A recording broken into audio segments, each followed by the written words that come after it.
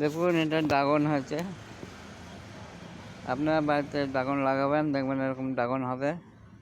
এটা এখনও ফোটেনি, ফুটবে আর 2-4 দিন পরে। দেখুন এটা হয়েছে, এই গাড়ির ডালটা হয়েছে।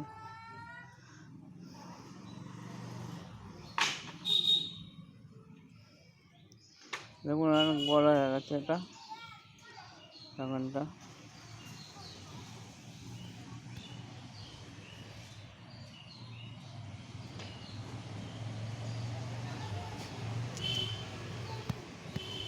দেখুন গাছের এখান থেকে বেরিয়েছে এটা ফলটা, ড্রাগন হয়েছে এটা।